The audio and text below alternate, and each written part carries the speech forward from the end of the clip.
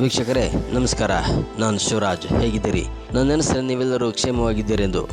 ಪ್ರಿಯ ವೀಕ್ಷಕರೇ, ಇಂದಿನ ಸಂಚಿಕೆಯಲ್ಲಿ ವೆರಿ ಇಂಟ್ರೆಸ್ಟಿಂಗ್ ಮತ್ತು ಪವರ್ಫುಲ್ ಸತ್ಯ ಸಂಗತಿಯನ್ನು ನಿಮ್ಮ ಮುಂದೆ ಇಡುತ್ತಿದ್ದೇನೆ. ನೀವು ಯಾರಾದರೂ ಹೊಸದಾಗಿ ನಮ್ಮ ಚಾನಲ್ ನೋಡ್ತಾ ಇದ್ದರೆ ನಮ್ಮ ಚಾನಲನ್ನು ಸಬ್ಸ್ಕ್ರೈಬ್ ಮಾಡಿ, ಫಾಲೋ ಮಾಡೋದನ್ನು ಮರೆಯಬೇಡ್ರಿ. ಯಾಕೆಂದರೆ ಸತ್ಯದ ಸಂಗತಿಗಳನ್ನು ನಿಮ್ಮ ಮುಂದೆ ಹಂಚಿಕೊಳ್ಳಲು ನಾನು ಬಯಸುತ್ತೇನೆ.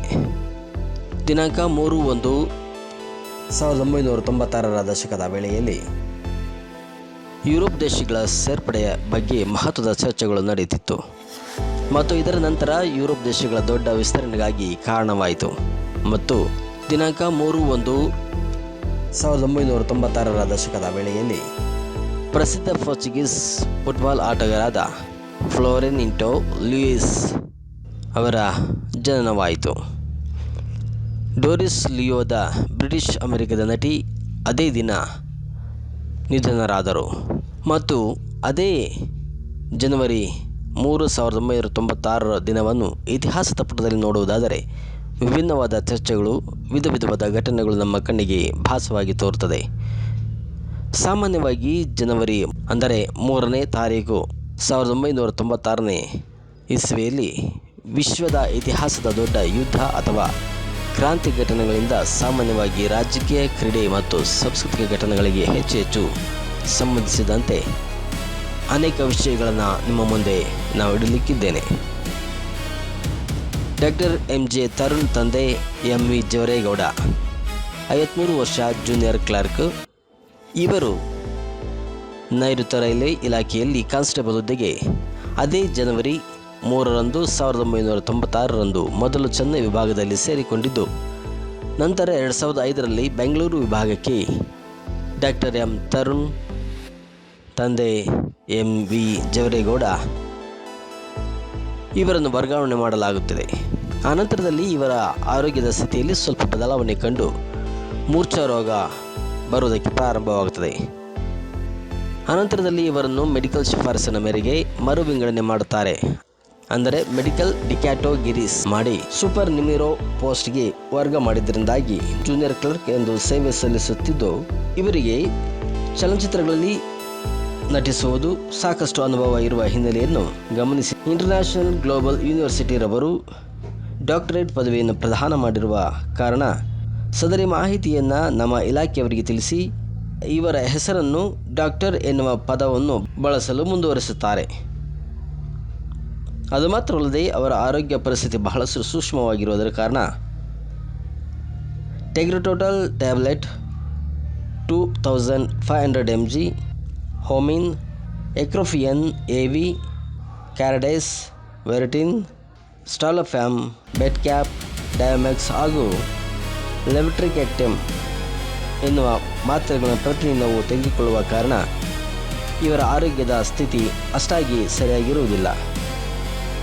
ಇವರಿಗೆ ಅನ್ಯಾಯವನ್ನು ಪ್ರತಿರೋಧಿಸುವ ಅಭ್ಯಾಸವಿದ್ದು, ಯಾವುದೇ ಅಧಿಕಾರಿಗಳು ಅಥವಾ ಯಾರೇ ಅನ್ಯಾಯವನ್ನು ಸಲ್ಲದ ಕಾರಣಕ್ಕಾಗಿ ಸಿಗದಲ್ಲಿ ಇವರು ಅದನ್ನು ಪ್ರತಿರೋಧಿಸುವ ಅಭ್ಯಾಸವನ್ನು ಇಟ್ಟುಕೊಂಡು ಇದರಿಂದಾಗಿ ಅನೇಕ ಅಧಿಕಾರಿಗಳಿಗೆ ಮತ್ತು ಅವರಿಗೆ ಘರ್ಷಣೆಗಳು ಜರುಗುತ್ತಿದ್ದವು.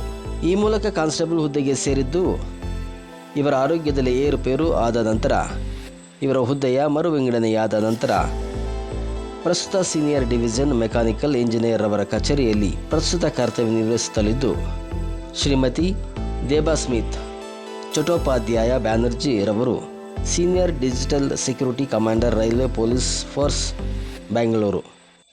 ಸೀನಿಯರ್ ಡಿ.ಎಸ್.ಸಿ ರವರ ಶ್ರೀಮತಿ ದೇಬಾಸ್ಮಿತಾ ರವರು ಕೆಳ ಹಂತದ ನೌಕರರಿಗೆ ಸತತವಾಗಿ ತೊಂದರೆಗಳನ್ನು ನೀಡುತ್ತಾ ಬಂದಿದ್ದು, ಇದನ್ನು ಪ್ರತಿರೋಧಿಸುವ ಧರಣಿ ಮಾಡುವ ಕುರಿತಾಗಿ ಈ ಹಿಂದೆ ಶ್ರೀಮತಿ ದೇಬಾಸ್ಮಿತಾ ರವರು ನೀಡಿದಂತಹ ತೊಂದರೆಗಳ ವಿವರಗಳನ್ನು ಸಹ ಹೇಳಿದ್ದರಿಂದಾಗಿ ಇವರಿಗೂ ಮತ್ತು ಸೀನಿಯರ್ ಡಿ.ಎಸ್.ಸಿ ಶ್ರೀಮತಿ ದೇಬಾಸ್ಮಿತಾ ರವರಿಗೂ ಘರ್ಷಣೆ ಉಂಟಾಗುತ್ತದೆ. ಮಾತ್ರವಲ್ಲದೆ ಇವರು ಧರಣಿ ಸತ್ಯಾಗ್ರಹ ಹೂಡುತ್ತೇನೆನ್ನುವ ಕುರಿತು ನೀಡಿದ ಮಾಹಿತಿ ಪತ್ರವನ್ನು ಹಾಗೂ ಶ್ರೀಮತಿ ದೇಬಾಸ್ಮಿತಾ ರವರು ನೀಡಿದ ತೊಂದರೆಗಳ ವಿವರಗಳನ್ನು ಮಾಹಿತಿ ಹಕ್ಕು ಅಧಿನಿಯಮದ ಅಡಿಯಲ್ಲಿ ಕೇಳಿದ ಪ್ರಶ್ನೆಗಳನ್ನು ಅನುಬಂಧ 1 ಮತ್ತು ಅನುಬಂಧ 2 ಎಂದು ಈ ದೂರಿನೊಂದಿಗೆ ಲಗತ್ತಿಸಿರುತ್ತಾರೆ. ಹೀಗೆ ಇವರು ಸೀನಿಯರ್ DSC ರವರನ್ನು ಎದುರಾಕಿಕೊಂಡ ಕಾರಣ ಅಧಿಕಾರಿ ವರ್ಗದವರು ಒಂದು ಕಡೆ ಒಗ್ಗಟ್ಟಾಗಿದ್ದು ಹೇಗಾದರೂ ಮಾಡಿ ಈತನನ್ನು ಎಲ್ಲ ರೀತಿಯಿಂದಲೂ ಮಣಿಸಬೇಕು ಎಂದು ಪಣ ತೊಟ್ಟು ಇಂತಹ ಎಲ್ಲ ಕೆಲಸ ಕಾರ್ಯಗಳಲ್ಲಿ ಇವರು ತೊಂದರೆಗಳನ್ನು ಕೊಡುತ್ತಾ ಬಂದಿರುತ್ತಾರೆ. ಈ ಹಿನ್ನೆಲೆಯಲ್ಲಿ DSC ರವರ ಕಚೇರಿಯಲ್ಲಿ ಚೀಫ್ ಆಫೀಸರ್ ಸೂಪರಿಂಟೆಂಡೆಂಟ್ ಎಂದು ಕರ್ತವ್ಯ ನಿರ್ವಹಿಸುತ್ತಿದ್ದಂತಹ ಶ್ರೀಯುತ CM ಅಬ್ದುಲ್ ರೆಹಮಾನ್ ರವರು ಯಾವುದೇ ಕಾರಣವಿಲ್ಲದೆ ಇವರ ಹಾಜರಾತಿಯಲ್ಲಿ ಕಚೇರಿಗೆ ಗೈರು ಹಾಜರಾಗಿ ಎಂದು ಶ್ರೀಮತಿ ದೇವಸ್ಮಿತಿ ರವರ ಕುಮ್ಮಕ್ಕಿನಿಂದ ಮಾರ್ಕ್ ಮಾಡಿದ್ದು ಅವರು ಅದನ್ನು ಸಹ ಪ್ರತಿರೋಧಿಸಿದ ಸಂದರ್ಭದಲ್ಲಿ ಸದರಿ CS ಅಬ್ದುಲ್ ರೆಹಮಾನ್ ರವರು ಇವರನ್ನು ದಿನಾಂಕ 17/1/2020 ಟೆರರಿಸ್ಟ್ ಎಂದು ಸಂಬೋಧಿಸಿದ್ದರಿಂದ ಇವರ ಹಕ್ಕನ್ನು ತಾನು ಪ್ರತಿಭಟನೆ ಮಾಡಿರುತ್ತಾರೆ. ಟೆರರಿಸ್ಟ್ ಎಂದು ನನ್ನನ್ನು ಸಂಬೋಧನೆ ಮಾಡಿದ ಕಾರಣ ಅವರ ಸಂಬೋಧನೆ ಸರಿಯಾಗಿರುವುದಿಲ್ಲ ಎಂದು ನಾನು ಅನೇಕ ಅಧಿಕಾರಿಗಳಿಗೆ ಈ ದೂರನ್ನು ನೀಡಿದ ಕಾರಣ ವಿಷಯದಲ್ಲಿ ವಿಚಾರಣೆಯು ಅನೇಕ ದಿನಾಂಕಗಳಂದು ಜರುಗಿದ್ದು ಸದರಿ ವಿಚಾರಣೆಗೆಂದು Shrimati Wasim Ahmed post commander RCF ಅಥವಾ SBC ರವರು ಅವರು ಮಾಡಿದಂತಹ ವಿಚಾರಣೆಗಳ ಪ್ರತಿಯನ್ನು ಸಹ ಮಾಹಿತಿ ಹಕ್ಕು ಅಧಿನಿಯಮದ ಅಡಿಯಲ್ಲಿ ಮಾಹಿತಿ ಕೇಳಿದ್ದು ಇದರಿಂದಾಗಿ ಅವರುಗಳು ಸಹ ಸೀನಿಯರ್ DSC ಶ್ರೀಯುತ ದೇವಸ್ಮಿತಾ ಅವರೊಂದಿಗೆ ಸೇರಿಕೊಂಡು ಉದ್ದೇಶಪೂರ್ವಕವಾಗಿ ಹೇಗಾದರೂ ಮಾಡಿ ಇವರನ್ನು ಮುಗಿಸಿ ಹಾಕುವ ಎನ್ನುವ ಅವಕಾಶಕ್ಕಾಗಿ ಕಾಯುತ್ತಲಿದ್ದು ಶ್ರೀಯುತ CS ಅಬ್ದುಲ್ ರೆಹಮಾನ್ ಇವರ ವಿರುದ್ಧ ಅವರು ನನ್ನನ್ನು ಟೆರರಿಸ್ಟ್ ಎಂದು ಸಂಬೋಧಿಸಿದ ಕಾರಣ ಅವರ ವಿರುದ್ಧ ಖಾಸಗಿ ದೂರನ್ನು ಸಲ್ಲಿಸಿದ್ದು ಅದರ ಪ್ರತಿಯನ್ನು ಅನುಬಂಧ 3 ಎಂದು ಶ್ರೀಯುತ ವಾಸಿಂ ಅಹಮದ್ ಹಾಗೂ ಶ್ರೀಯುತ AK ತಿವಾರಿ ರವರ ವಿವರಗಳನ್ನು ಕೇಳಿದಂತಹ ಪ್ರತಿಯನ್ನು ಅನುಬಂಧ 4 ಎಂದು ದೂರಿನೊಂದಿಗೆ ಲಗತ್ತಿಸಿರುತ್ತಾರೆ. ಮಧು ಮಂದಗೆರೆ ಎನ್ನುವುದು ಇವರ ಪೆಟ್ ನೇಮ್ ಆಗಿದ್ದು ಸೇವಾ ದಾಖಲಾತಿಗಳಲ್ಲಿ ಮಧು ಮಂದಗೆರೆ ಎನ್ನುವ ಹೆಸರಿನ ಮೂಲಕ ಉಲ್ಲೇಖ ಇರುವುದಿಲ್ಲ. ಆದರೆ ಇತ್ತೀಚಿನ ಬೆಳವಣಿಗೆಯಿಂದಾಗಿ ಅಧಿಕಾರಿ ಶಾಹಿಗಳ ವರ್ಗ ಒಂದು ಕಡೆಗೆ ಆದರೆ ಏಕೈಕ ವ್ಯಕ್ತಿಯಾಗಿ ಹೋರಾಟವನ್ನು ನಡೆಸುತ್ತಿರುವಂತಹ ಇವರೊಬ್ಬರೇ ಇನ್ನೊಂದು ಕಡೆ ಆಗಿರುವ ವಿಷಯವನ್ನು ಯಾರು ದುಷ್ಕರ್ಮಿಗಳು ಬಂಡವಾಳವನ್ನಾಗಿ ಮಾಡಿಕೊಂಡು ಮಧು ಮಂದಗೆರೆ ಎನ್ನುವ ಈತನ ಹೆಸರಿನಲ್ಲಿ IGP RPF ಅವರ ವಿರುದ್ಧ ದೂರೊಂದನ್ನು ನೀಡಿದ್ದು ಇವರಿಗೆ ಇರುವುದಿಲ್ಲ. ದಿನಾಂಕ 16/3/2021 ಇವರಿಗೆ ಮಾಹಿತಿಯೊಂದು ಬಂದಿದ್ದು ಸದರಿ ಮಾಹಿತಿಯೊಂದಿಗೆ ಮೇಲೆ ಉಲ್ಲೇಖಿಸಿದಂತಹ ದೂರಿನ ಪ್ರತಿಯನ್ನು ಸಹ ರವಾನೆ ಮಾಡಲಾಗಿರುತ್ತದೆ. ದಿನಾಂಕ 20/3/2021 ವಿಚಾರಣೆಗೆಂದು ತನಿಖಾಧಿಕಾರಿ ಶ್ರೀಯುತ KK ಅಶ್ರಫ್ CSC ಮುಂಬೈ ರವರ ಸಮಕ್ಷಮದಲ್ಲಿ ಹಾಜರಾಗಬೇಕು ಎನ್ನುವ ಮಾಹಿತಿ ಪತ್ರವನ್ನು ಇವರಿಗೆ ನೀಡಲಾಗಿದ್ದು ಸದರಿ ಪತ್ರಗಳನ್ನು ಅನುಬಂಧ 5 ಮತ್ತು ಅನುಬಂಧ 6ರಂತೆ ದೂರಿನೊಂದಿಗೆ ಲಗತ್ತಿಸಲಾಗಿರುತ್ತದೆ. ಆ ದೂರಿನಲ್ಲಿ ಡಾಕ್ಟರ್ ಮಧು ಎನ್ನುವ ಸಹಿ ಇದ್ದು ಸದರಿ ವಿಷಯವನ್ನು ಇವರು ಗಮನಿಸಿದಾಗ ಆ ದೂರು ಇವರು ಬರೆದ ದೂರಾಗಿರದೆ ಅದರ ಮೇಲೆ ಕಮಡು ಬಂದಂತಹ ಸಹಿಯು ಇವರದ್ದಾಗಿರದೆ ಹೋಗಿದ್ದರಿಂದ ಕೋವಿಡ್ 2ನೇ ಅಲೆಯ ಭೀತಿಯು ಹೆಚ್ಚಾಗಿರುವುದಲ್ಲದೆ ಮಹಾರಾಷ್ಟ್ರವು 2ನೇ ಅಲೆಯಿಂದ ಪೆಟ್ಟು ತಿಂದು ಅಗ್ರಸ್ಥಾನದಲ್ಲಿ ಇರುವುದರಿಂದ ದಿನಾಂಕ 23/2021 ತನಿಖೆಗೆ ಹಾಜರಾಗಲು ಸಾಧ್ಯವಾಗಲಿಲ್ಲ. ಮಾಹಿತಿಯನ್ನು ಇವರು ತನಿಖಾಧಿಕಾರಿಗೆ ಇವರ ಪತ್ರದಲ್ಲಿ ದಿನಾಂಕ 19/3/2021 ನೀಡಿದ್ದು ಸದರಿ ಪತ್ರವನ್ನು ಅನುಬಂಧ 7 ಎಂದು ಈ ಮೂಲಕ ಹಾಜರುಪಡಿಸಲಾಗಿರುತ್ತದೆ.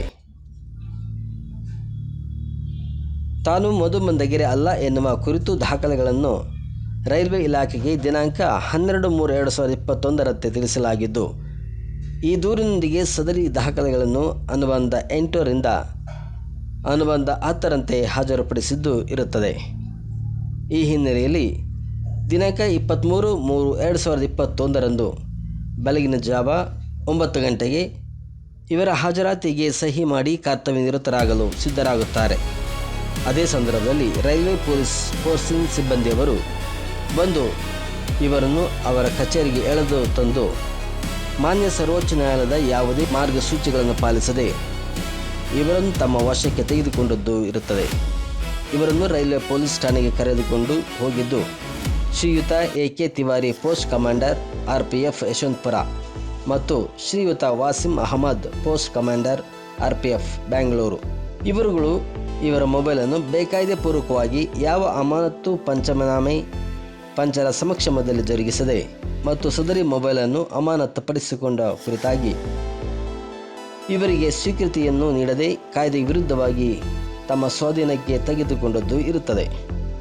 ದಿನಾಂಕ 23/3/2021 ಬೆಳಗಿನ ಜಾವ 9 ಗಂಟೆಗೆ ಇವರನ್ನು ವಶಕ್ಕೆ ಪಡೆದಿದ್ದರೂ ಸಹ ಯಾವುದೇ ಪ್ರಕರಣದಲ್ಲಿ ಇವರ ವಶಕ್ಕೆ ಪಡೆಯಲಾಗಿದೆ ಎನ್ನುವ ಮಾಹಿತಿಯನ್ನು ಸಹ ಇವರಿಗಾಗಲಿ ಇವರ ಕಡೆಯವರಿಗಾಗಲಿ ಅಥವಾ ಸ್ನೇಹಿತರಾಗಲಿ ತಿಳಿಸದೆ ಹೋಗಿದ್ದರಿಂದ ಶಿಸ್ತಿನ ಸಿಪಾಯಿಗಳಾಗಿರಬೇಕಾದ ರೈಲ್ವೆ ಪೊಲೀಸ್ ಇಲಾಖೆಯವರೇ ಭಾರತದ ಸಂವಿಧಾನದ ಅನುಚ್ಛೇದ 21 ಮತ್ತು 22 ನೇರವಾಗಿ ಉಲ್ಲಂಘನೆ ಮಾಡಿರುತ್ತಾರೆ. ದಿನಾಂಕ 23/3/2021 ಇವರ ವಿರುದ್ಧ ಪ್ರಕರಣ ಸಂಖ್ಯೆ 98/21 ರೈಲ್ವೆ ಕಾಯ್ದೆಯ ಕಲಂ ಪ್ರಕಾರ 145B ಅಡಿಯಲ್ಲಿ ದಾಖಲಿಸಲಾಗಿದ್ದು, ವೀಕ್ಷಕರೇ, ಇದಾಗಿತ್ತು ಇವತ್ತಿನ ವಿಶೇಷ ಸಂಚಿಕೆ. ಮುಂದಿನ ಸಂಚಿಕೆಯಲ್ಲಿ ನಾನು ನಿಮ್ಮ ಮುಂದೆ ಪ್ರಸ್ತುತಪಡಿಸ್ತೀನಿ. ಅಲ್ಲಿವರೆಗೂ ನೋಡ್ತಾ ಇರಿ ರಾಜಧಾನಿ ಎಕ್ಸ್ಪ್ರೆಸ್.